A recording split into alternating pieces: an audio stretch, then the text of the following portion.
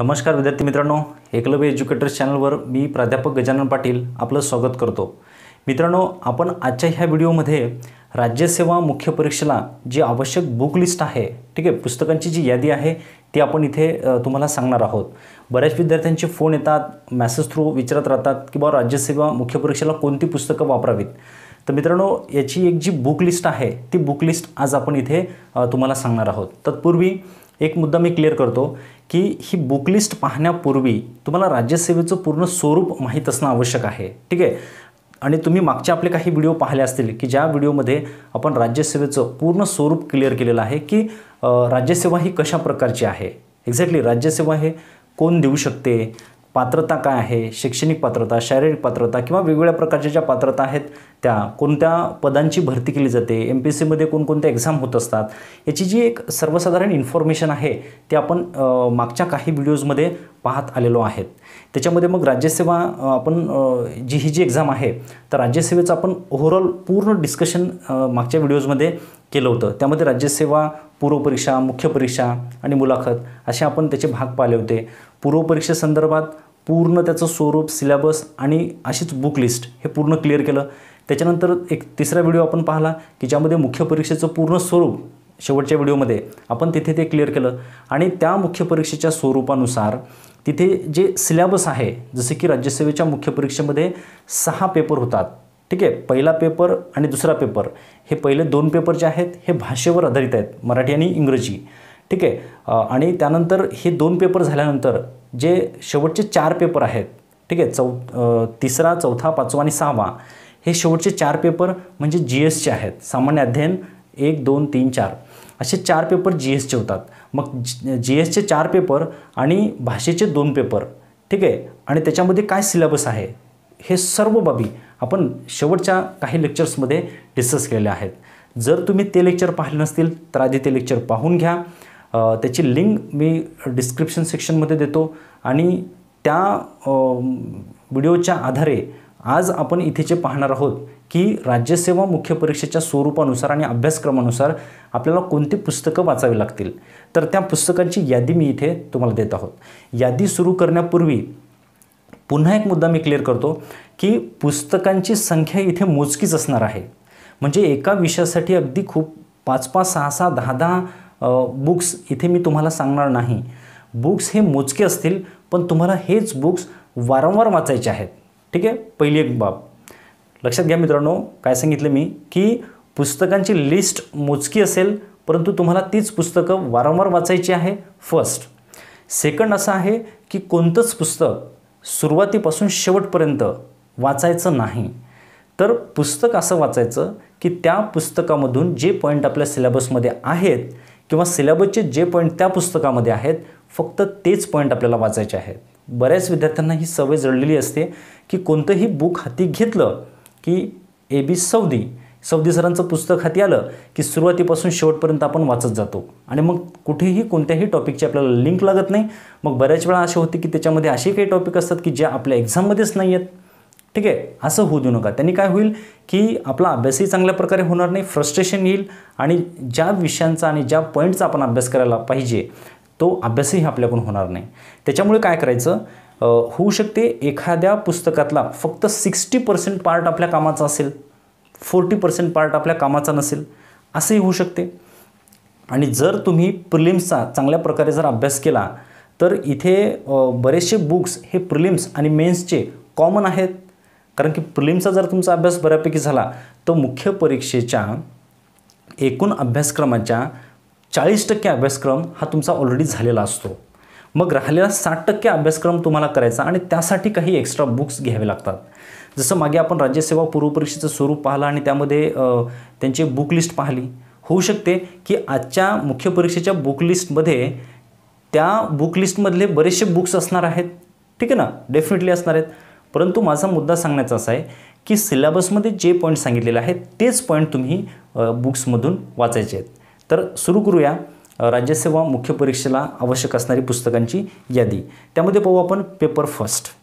Paper first जो आहे, paper first आहे मराठी आणि इंग्रजी, ठीक आहे।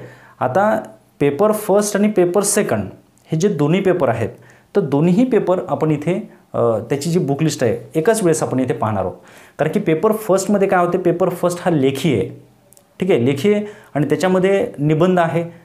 तर निबंधासाठी तुम्हाला जे बुक योग्य वाटेल असं कोणतंही बुक घेऊ शकता तुम्ही निबंध, कारण की निबंध हे एक जनरल टॉपिक आहे, ठीक आहे. आपण खूप म्हणजे प्रायमरी शिक्षणापासून आपण निबंध लिहित आलेलो आहोत, तर त्यामुळे कॉमन टॉपिक आहेत ते, त्याच्यावर काय तुम्हाला असं स्पेसिफिक बुक सांगण्याची आवश्यकता नाही, ठीक आहे. सारांश लेखन आहे तिथे. आता सारांश लेखनसाठी सुद्धा पुस्तकाची आवश्यकता नाही, तुम्हाला काय करावं लागेल की प्रॅक्टिस करावी लागेल. जसे की समजा तुम्ही एखाद्या न्यूजपेपरमध्ये एडिटोरियल वाचलं, एडिटोरियल वाचल्यानंतर तुम्ही एकदा तेच एडिटोरियल की जे काही वाचलं त्याला 1/3 करून लिहिण्याचा प्रयत्न करा, ठीक आहे. आणि पुढचा आणखी एक मुद्दा आहे की भाषांतर, English to Marathi, Marathi to English, याची तुम्हाला प्रॅक्टिसच करावी लागेल. एक्झॅक्टली. मग आपल्याला लँग्वेजसाठी पुस्तकं कशासाठी पाहिजेत, तर ते म्हणजे मुख्य म्हणजे व्याकरणासाठी, ग्रामरसाठी, ते आपण इथे सुरू करू. तर लक्षात घ्या, भाषेचे पेपर फर्स्ट आणि पेपर सेकंड दोन्ही मिळून मी बुक सांगतो. आधी मराठी. मराठीसाठी आपल्याला मोस्ट इम्पॉर्टंट व्याकरणासाठी रा वाळंबे, ठीक आहे, रा वाळंबे यांचं बुक घ्यायचंच आहे. त्यानंतर सेकंड तुम्ही बाळासाहेब शिंदे यांचं बुक घेऊ शकता. आता याच्यामध्ये रा वाळंबे हे मोस्ट इम्पॉर्टंट असेल, कारण की ते आवश्यक असं रेफरन्स बुक आहे, ठीक आहे. बाळासाहेब शिंदे हे काही रेफरन्स बुक नाही, ते एक टाईपची नोट्स आहे. परंतु असे काही छोटे मुद्दे असतात की जे रा वाळंबेमध्ये कदाचित समजणार नाहीत, ते बाळासाहेब शिंदेमध्ये तुम्हाला समजून जातील, ठीक आहे. त्यामुळे रा वाळंबे, बाळासाहेब शिंदे आणि प्रश्नसंच घ्यायचा आहे. एक्झॅक्टली. ज्ञानदीपचा जो प्रश्नसंच आहे तो घ्यायचा आणि त्याच्यावरून भरपूर प्रॅक्टिस तुम्हाला करावी लागेल. त्यानंतर पूर्वी झालेली जे प्रश्नपत्रिका आहेत, तर त्या प्रश्नपत्रिकांचं विश्लेषण तुम्हाला इथे घ्यावं लागेल. कोणत्याही अकॅडमीचं, कोणत्याही एखाद्या प्रायव्हेट प्रकाशनाचं तुम्ही ते पुस्तक घेऊ शकता, पण ते प्रश्नपत्रिकांचं विश्लेषण हे आवश्यकच आहे. मागे जे एक्झाम झालेले आहेत त्या एक्झामचं ते विश्लेषण.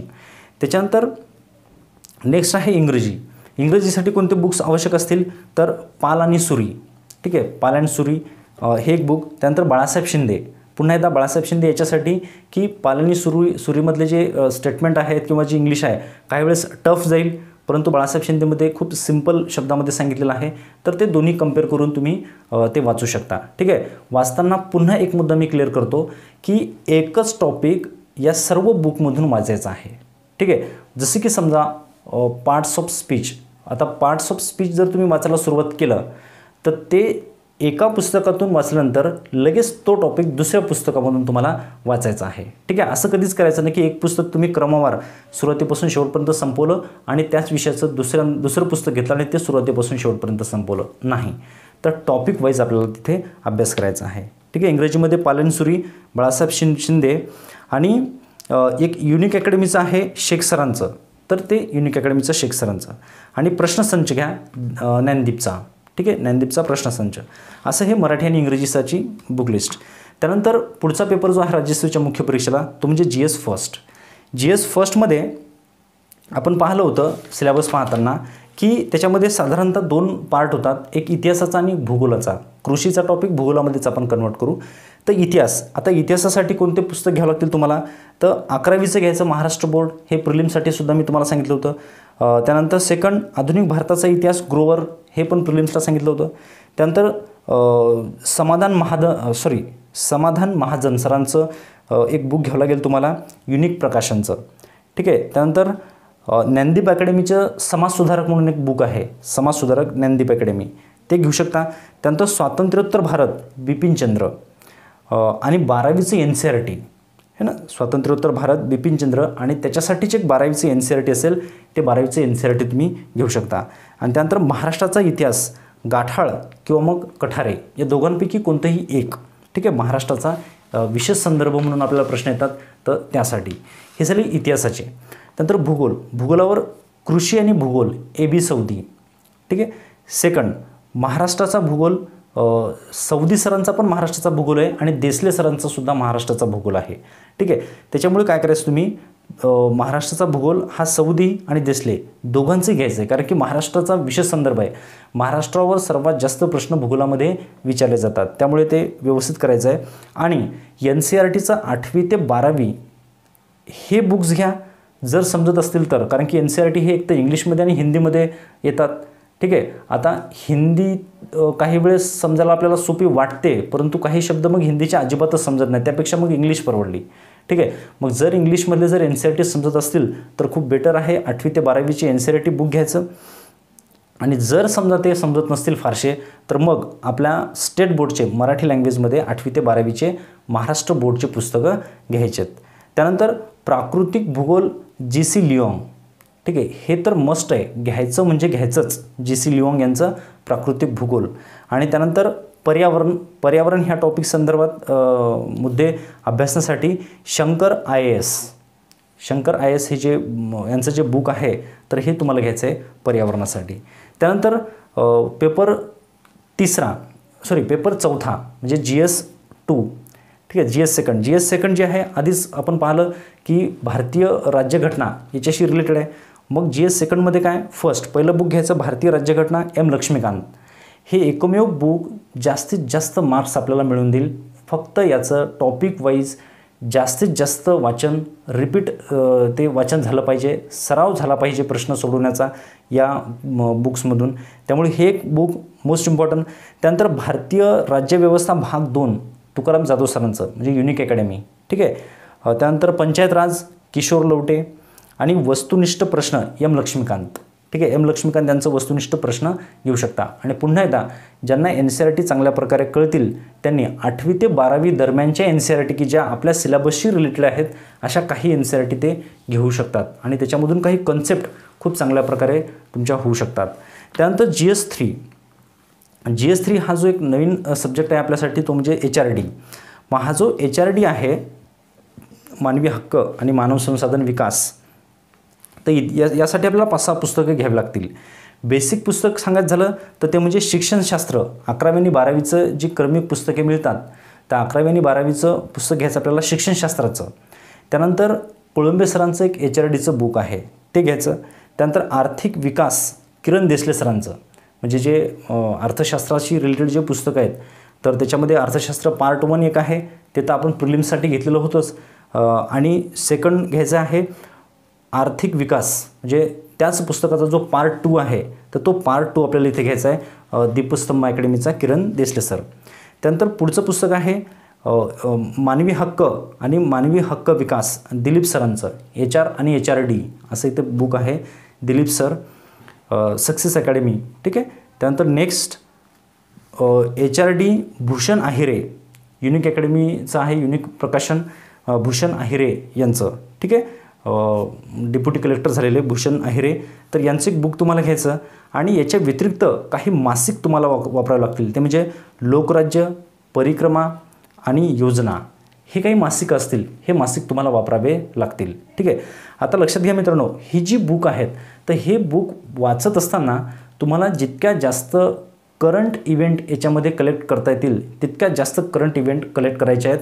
ह्या पुस्तकामधून जेव्हा तुम्ही तुमचं बेसिक क्लिअर कराल की मानवी हक्क म्हणजे काय आणि मानवी हक्काच्या पूर्ण संकल्पना वाचल्यानंतर मानवी हक्काची जपणूक करण्यासाठी राष्ट्रीय आणि आंतरराष्ट्रीय स्तरावर सध्या काय सुरू आहे, त्या ज्या करंट इव्हेंट आहेत त्या, आणि मानव संसाधन विकास, मानवाच्या विकासासाठी गव्हर्नमेंट काय करत आहे त्या गव्हर्नमेंटच्या योजना आणि त्याच्याशी रिलेटेड जेवढंही मटेरियल तुम्हाला करंट इव्हेंटमध्ये मिळेल ते तुम्हाला कलेक्ट करायचं आहे. ठीक आहे. कारण की हा सब्जेक्ट करंट ओरिएंटेड खूप जास्त विचारला जातो. त्यानंतर शेवटचा जो विषय आहे तो म्हणजे GS4मध्ये अर्थशास्त्र. GS4चे आपण 2-3 पार्ट करू, जसे की फर्स्ट अर्थशास्त्र. आता अर्थशास्त्रासाठी तुम्हाला कोणते घ्यावे लागतील तर भारतीय अर्थव्यवस्था किरण देसले, जसं मगाशी मी बोललो तुम्हाला की किरण देसले यांचं आर्थिक विकास पार्ट 2, तसं एक भारतीय अर्थव्यवस्था पार्ट 1 आहे तर ते तुम्हाला घ्यावं लागेल. त्यानंतर कोळंबे सरांचं भारतीय अर्थव्यवस्थेचं एक बुक आहे ते तुम्हाला घ्यावं लागेल. आणि तिसरं म्हणजे दत्ता आणि सुंदरम घ्या किंवा मग रमेश सिंग घ्या, यापैकी कोणतंही एक तुम्ही घेऊ शकता. अशा प्रकारे. आणि 11वी-12वीचं जे बुक आहे ते तर तुम्ही ऑलरेडी प्रिलिम्ससाठी मी तुम्हाला सांगितलं होतं, ते तुम्ही इथे सहज वापरू शकता. त्यानंतर पुढे आहे विज्ञान आणि तंत्रज्ञान. मग विज्ञान आणि तंत्रज्ञान यासाठी तुम्हाला कोणते बुक्स घ्यावे लागतील? फर्स्ट रंजन कोळंबे सरांचं त्यानंतर द हिंदू हे जे वृत्तपत्र आहे त्याच्यामध्ये तंत्रज्ञानाशी रिलेटेड काही आर्टिकल येत असतात. एक सेपरेट पेजच आहे तंत्रज्ञान. तर ते पेज तुम्ही नियमित वाचन केलं किंवा बऱ्याचशा त्याच्या नोट्स तुम्हाला टेलिग्राम थ्रू मिळत असतात, तर त्या जर तुम्ही कलेक्ट केल्या व्यवस्थित वर्षभराच्या, तर त्याच्यातून तुमचे ऑलमोस्ट क्वेश्चन सॉल्व्ह होऊ शकतात. ठीक आहे. द हिंदू. त्यानंतर विज्ञान आणि तंत्रज्ञान के सागर. एक्झॅक्टली विज्ञान आणि तंत्रज्ञान के सागर हे एक तुम्हाला आवश्यक आहे. त्यानंतर इस्रो आणि अणुऊर्जा आयोग ही जी वेबसाईट आहे, ठीक आहे, इस्रो आणि अणुऊर्जा आयोग यांच्या ज्या वेबसाईट आहेत, तर त्या वेबसाईटवर तुम्ही काही वेळेस अगदी 10-15 दिवसातून एखाद्या वेळा जायचं आणि त्याचे जे इश्यूज असतील तर ते इश्यूज एक वेळा तुम्हाला एक्झाम पॉईंट ऑफ व्ह्यू पाहायचे आहेत. त्यानंतर महाराष्ट्र बोर्ड किंवा NCERT याचे जे विज्ञानाचे बेसिक जे बुक्स आहेत तर ते तुम्ही 6वी ते 10वीचे घेऊ शकता. एक ते NCERT घ्या किंवा स्टेट बोर्ड घ्या. आणि स्टेट बोर्डचे ऑलरेडी तुम्ही प्रिलिमसाठी घेतले असतीलच, त्यामुळे NCERT नाही घेतलं तरी चालेल. हे झालं विज्ञान तंत्रज्ञानासाठी. आणि एक शेवटचं सांगतो, चालू घडामोडी. चालू घडामोडीसाठी तुम्ही मासिक जे प्रिलिम्सला सांगितले होते की एक तर परिक्रमा किंवा युनिक बुलेटिन यापैकी कोणतंही एक वापरू शकता. आणि वृत्तपत्र लोकसत्ता, महाराष्ट्र टाइम्स आणि या व्यतिरिक्त जर इंग्लिश वृत्तपत्र जर तुम्ही वाचत असाल तर द हिंदू यासारखं तर मग वृत्तपत्र कोणतंच नाही आपल्या एक्झामसाठी. ठीक आहे. तर अशा प्रकारे मित्रांनो ही झाली बुक लिस्ट. आता ही बुक लिस्ट जेव्हा तुम्ही याच्यामधनं बुक कलेक्ट कराल, ठीक आहे, तर यापैकी जे बुक्स तुम्हाला आवडतील, अगदी म्हणायला गेलं तर कमीच बुक आहेत, पण इतके बुक सफिशियंट आहेत जर तुम्ही टॉपिक वाईज अभ्यास करत असाल तर. आणि जसं मी तुम्हाला सांगितलं की एक एक बुक तुम्हाला वारंवार वाचावं लागेल आणि ते वाचायचं सुद्धा कसं तर टॉपिकनुसारच. बुक पेजनुसार नाही वाचायचं, फर्स्ट टू लास्ट असं कधीही बुक वाचायचं नाही. तर आपल्या सिलेबसमधला एक टॉपिक घ्यायचा आणि होऊ शकते इथे मी अर्थशास्त्रासाठी जसं की 3 बुक्स सांगितलेत, तर मग त्यामधून तुम्ही जर एक टॉपिक वाचत आहात की RBI, मग RBI वाचत असताना तुम्ही 3ही बुक्समधून RBIचं चॅप्टर वाचलं पाहिजे आणि मग स्वतःच्या ज्या काही नोट्स असतील त्या नोट्स तुम्हाला करायच्या आहेत. ठीक आहे मित्रांनो, सर्व सब्जेक्टसाठी करंट अपडेट मोस्ट इम्पॉर्टंट आहे. म्हणून तुम्ही तुमचा न्यूजपेपर, त्याचं वाचन, त्याच्या नोट्स ह्या तुम्ही डेली केल्या पाहिजेत. एक्झॅक्टली. आणि आपले जे राज्यघटनेचे व्हिडिओ आहेत किंवा अर्थशास्त्राचे जे व्हिडिओ आहेत एकलव्य एज्युकेटर्स चॅनलवरती आपण जे डेली अपडेट करत असतो त्या व्हिडिओ, तर ते व्हिडिओज तुम्ही निश्चित सुरुवातीपासून तर शेवटपर्यंत पाहू शकता. अगदी क्रमानुसार मी तुम्हाला ते लेक्चर्स अवेलेबल करून दिलेले आहेत, तर ते लेक्चर तुम्ही निश्चित पाहू शकता. तर हे झालं मित्रांनो आपलं राज्यसेवा मुख्य परीक्षेचं स्वरूप मागच्या लेक्चरमध्ये पाहिलं आणि या लेक्चरमध्ये आपण त्याची बुक लिस्ट पाहिलेली आहे. ठीक आहे. असंच पुढच्या लेक्चरमध्ये आपण राज्यसेवेची जी मुलाखत आहे तर त्या मुलाखती संदर्भात आपण पुन्हा एक लेक्चर घेऊ आणि त्यामध्ये बघू आपण मुलाखतीशी रिलेटेड.